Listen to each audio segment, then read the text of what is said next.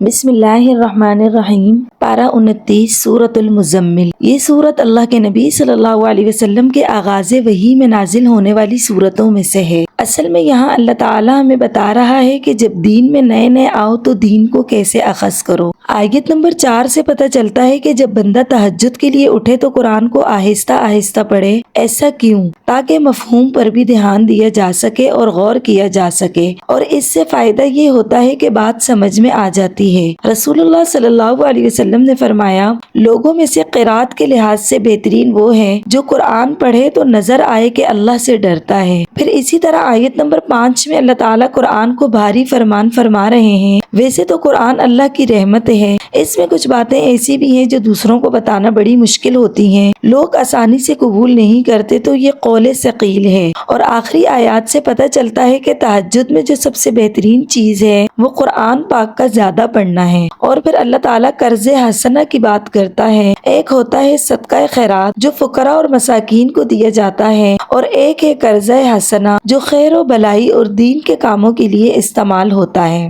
اور اللہ تعالیٰ کہہ رہے ہیں یہ کسی پر احسان نہیں، اس کا بدلہ تمہیں آخرت میں ملنے والا ہے۔ اس کے بعد سورۃ المدثر شروع ہوتی ہے۔ سورۃ المزمل میں قیام اللیل کی بات ہوتی ہے، اور اس سورت میں قیام النہار کی بات ہوئی، یہ بھی اسی دور میں نازل ہوئی۔ شروع کی آیات میں اللہ تعالیٰ بتا رہے ہیں کہ ایک داعی دین میں کیا خصوصیات ہونی چاہیے۔ پہلی شرط یہ ہے کہ نام اللہ کا بلند ہو، اور دوسری بات داعی کے کپڑے پاک ہونی چاہیے، بدبو نہیں آنی چاہیے، اور دوسری بات یہاں کپڑوں سے مراد کردار ہے، اس پر کوئی دھبا نہیں ہونا چاہیے، اس پر کوئی شک کی نظر نہ ڈالے، کوئی جملہ ایسا نہ بولو کہ لوگ تم پر سے اعتبار کھو دیں۔ آیت نمبر 6 اور 7 میں احسان اور صبر کی بات آئی ہے۔ اللہ کے نبی صلی اللہ علیہ وسلم کا 23 سال تک جہاد ہے۔ سب سے پہلے محبتوں کا جہاد تھا، نفرتوں کا جہاد تھا، لوگوں کا سامنا کیا، معاشرے سے جہاد کیا، سب چلا گیا، لیکن اللہ کا کام نہیں چھوڑا، کیونکہ اللہ کے نام کو بڑا کرنا تھا۔ تو اسی طرح آج میں اور آپ اللہ کو اکبر کہیں گے۔ اپنی زندگی میں تو مشکلات آتی ہی تب ہیں، وظیفے پڑھنے اور تسبیح پکڑ کر بات کرنے سے نہیں آتی۔ اللہ سے دعا ہے کہ دین کے معاملے میں اگر مشکل آ جائے تو اس پر صبر کرنے کی توفیق عطا فرمائے۔ جب کوئی بڑی مخالفت آ جائے تو کوئی بڑی بات نہیں، رب کے لیے صبر کرنا سیکھیں۔ پھر آیت نمبر 9 سے اگلی چند آیات میں قیامت کے مناظر اور اس شخص کا حال بیان کیا جا رہا ہے جو اللہ کے نبی کا دشمن تھا۔ آیت نمبر 38 میں اللہ تعالیٰ بیان فرما رہے ہیں کہ ہر شخص کے اعمال اللہ تعالیٰ کے پاس گروی ہیں، جیسا عمل کرے گا ویسا ہی بدلہ اس کو آخرت میں ملے گا،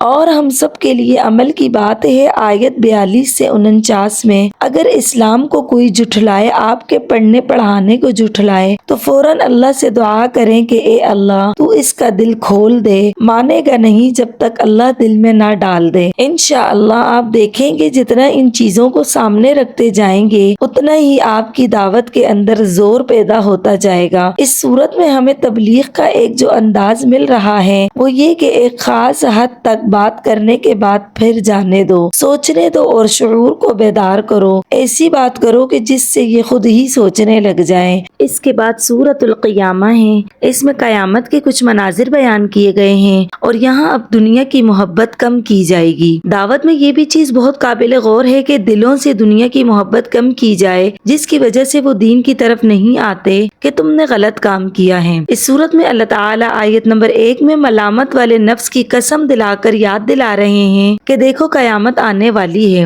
آیت نمبر 26 سے اگلی چند آیات میں اللہ تعالیٰ انسان کی موت کا منظر بیان کر رہے ہیں۔ انسان کی سب سے پہلے ٹانگوں سے جان نکلتی ہے۔ آیت نمبر 31 سے آگے ایسے لوگوں کا انجام بیان کیا جا رہا ہے جنہوں نے حق کو جھٹلایا، اور آیت نمبر 36 میں صدا کا لفظ آیا ہے۔ صدا اس اونٹ کو کہتے ہیں جس کی ناک میں نکیل نہیں ہوتی، جدھر جی چاہے ادھر چلا جائے۔ تو اللہ تعالیٰ انسان کو کہہ رہے ہیں کہ انسان یہ سوچتا ہے کہ دنیا میں آیا اور کوئی نہ پوچھے، اور پھر اگلی ہی آیت میں اللہ تعالیٰ انسان کی تخلیق کے مراحل بیان کر رہے ہیں، تو کیا وہ اس پر قدرت نہیں رکھتا کہ دوبارہ زندہ کر دے؟ اس صورت میں دعوت الہ کے ناطے سے جو ہم نے دیکھا کہ لوگوں کے دل سے دنیا کی محبت اور قیامت کے آنے کی بات کی جائے۔